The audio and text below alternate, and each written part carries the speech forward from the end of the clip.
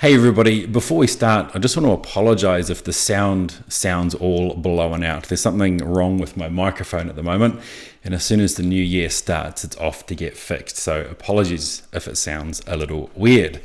So, that aside, it's finally arrived, episode 9 of the Skywalker saga. The Rise of Skywalker is finally here, and today me and my friends went along to watch it.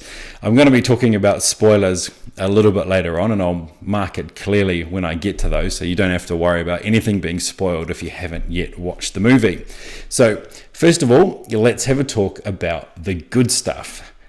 It was nice straight off the bat to see Carrie Fisher in this movie. She's such an integral part of the original trilogy and also the sequel trilogy as well. And even though she passed away before filming was completed, she's actually got a really big role in this film, much bigger than I expected. And I thought they handled all that pretty well, which was considering that she was absent for the filming. The way they worked her into the storyline was just like she was always going to be part of it, which I thought was pretty cool. I thought they did that very, very well. Secondly, there was also a couple of really unexpected throwback cameos, which really put a big smile on my face. That was pretty cool. And thirdly, I guess after watching the first two movies, I was kind of hoping that in this movie there would be some explanation as to why Rey has these, to use the term Mary Sue-like powers that she exhibited in the first two movies. In this one, we do actually get an explanation to some extent as to why she is exhibiting all these powers and seems to be able to do everything that, without much training. So that was good. It was good to see that from a certain point of view. From a certain point of view. And I also thought that General Pride, who was one of the First Order generals, was a really good bad guy. It's been a long time since we had a proper intimidating leader amongst the First Order. The other ones to date have been a little bit cartoonish. So this was a real good throwback to the original trilogy and how some of the Imperial officers there were genuinely intimidating to their team and to those around them. So that was pretty good. But to be honest, apart from those few things, I'm genuinely struggling to think of things that I liked about this movie. I went into this really genuinely hoping that they would stick the landing and this would all be rounded out really, really nicely. But I have to say, I found myself shaking my head time and time again throughout the runtime. The opening 30 to 40 minutes of this movie runs along at such a frenetic pace that it just makes your head spin. It does slow down a little bit after that, but it does continue throughout the rest of the movie, jumping around all over the place. And for the most part of the movie, it's just a stock standard MacGuffin treasure hunt type movie set in space, I guess. It was a situation where they were jumping from scene to scene and place to place so much. They made use of the traditional wipes and fades from Star Wars of previous entries in the saga, but the changes were happening so much that it just felt like it was fade, swipe, fade, swipe, fade, swipe, fade, swipe at points. And it all visually got to be a little bit much, I thought. The plotting of it also seems like it's from a video game. It just seems just so unbalanced and not well thought out. And I don't think that enough was explained as the movie went along as well. We went out for dinner with friends afterwards, and I think it says a lot that we didn't actually spend much of that dinner time even talking about the movie. I don't think anyone on one single viewing could give you an accurate or exact description of the plot of this movie, which I think was a bit of a letdown. And speaking of plot, the movie relies way too much on coincidence and convenience. At times, there's parts in the movie where they're like, oh no, we can't move on to this next thing unless we have this particular thing. And then within seconds, it's like, oh, we have this thing, and now we can move on. And off they run to whatever it is the next thing they're moving on to. Just seemed in many, many cases to be way too convenient for it to be believable. And these conveniences were dropped in simply to move the plot along. And there was no sort of clever getting out of situations. And the dialogue, man, in the first act especially, some of the acting is really bad. Like some of the line reads were really stiff and wooden and extremely unnatural. And I find it really hard to believe that these were the best takes that they had to be included in that final edit. Some of it just sounded like shoehorned in exposition, and it just felt really unnatural in places. And then in other parts, there was the same lines repeated, but in slightly different ways. You might remember this scene from one of the teaser trailers.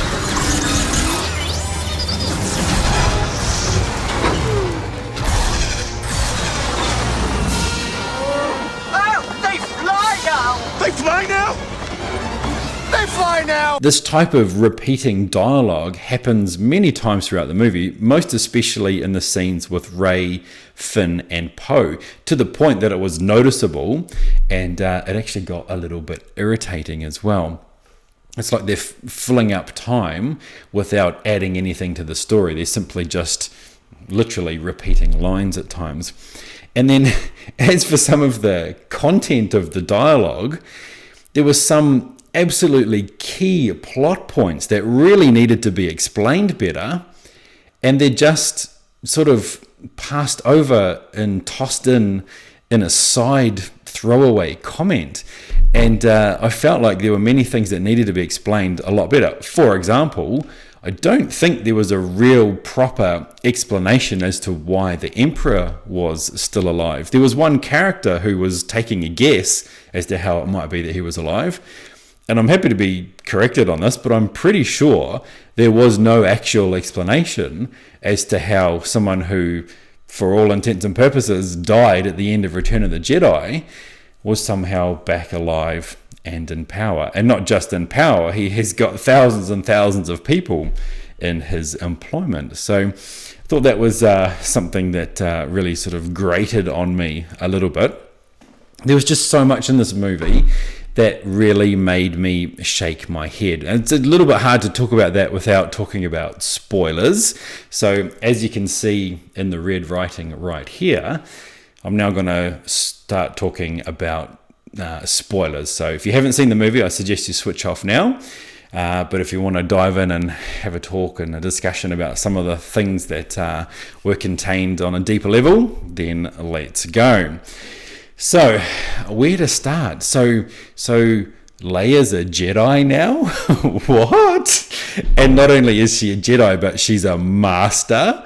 And somehow in all her time as a general leading the resistance, she's had time to train Rey to a point where she's an amazing Jedi.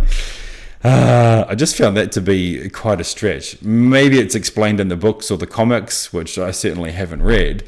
But it just seemed like, all of a sudden she's a Jedi and a master. Just I didn't get that. And the other thing that just really made me laugh was, you remember, of course, at the end of Return of the Jedi, when the second Death Star exploded, it exploded into nothing in space, and yet there's a really big part of this movie that takes place inside the wreckage of the Death Star on a planet's surface. Now, there's enormous chunks of the Death Star, big enough to be like huge, massive, cavernous sections, and somehow inside of this, there's also intact stormtrooper armor.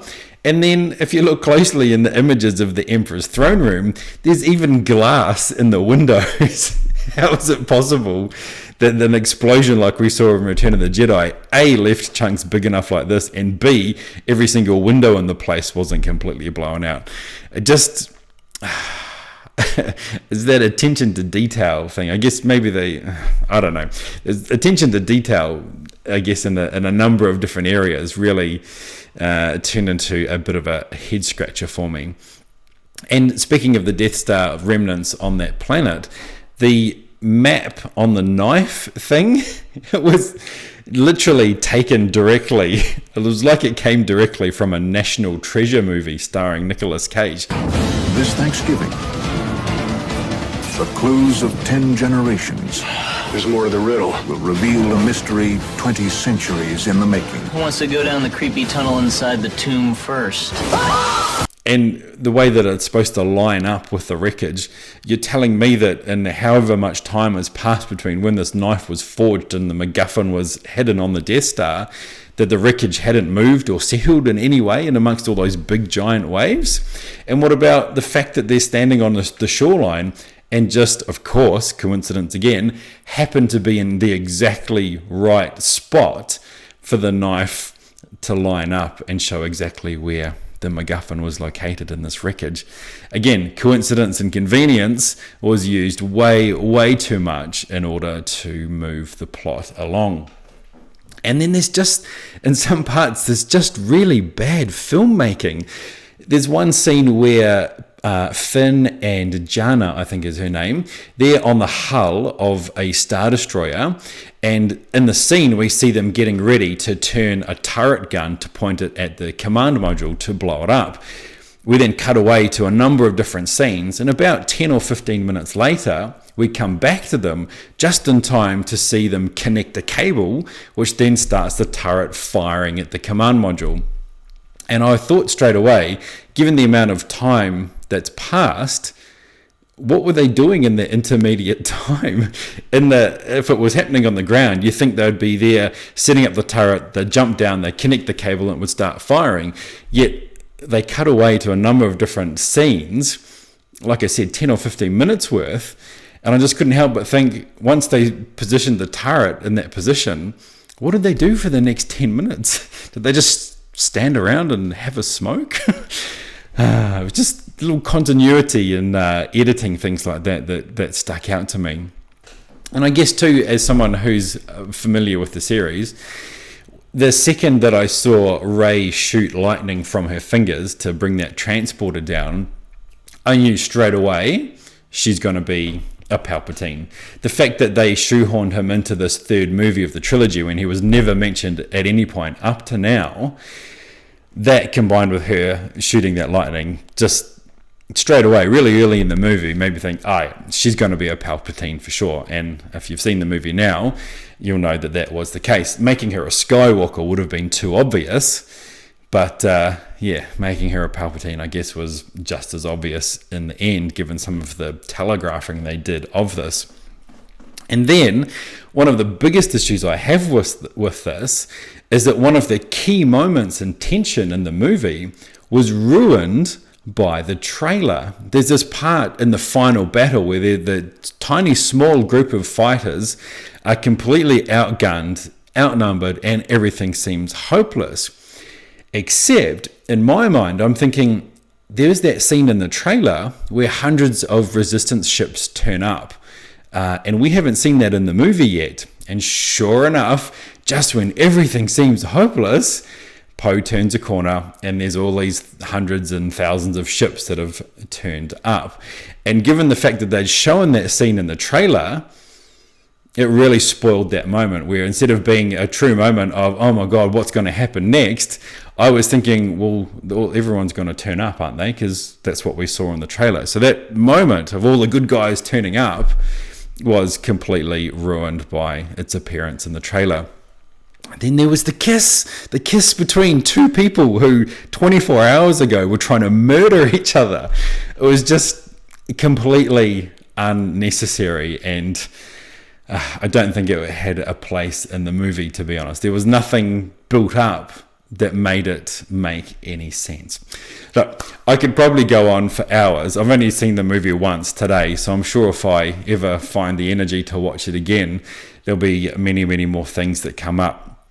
It's claimed that this is the final chapter in the Skywalker saga, but this sequel trilogy, now that it's ended, looking back, really has very little to do with the Skywalkers, and I think that's a pretty big issue. This movie in particular, it's not as bad as, say, Solo, but it's definitely the worst movie of this sequel trilogy. I think if modern Star Wars is all that you know, then you'll probably like this and think that it rounds the trilogy out, even if it feels at the same time a little bit rushed. I think, though, that if you grew up with Star Wars, it's probably going to leave you feeling a little bit like something's missing and maybe the magic has gone.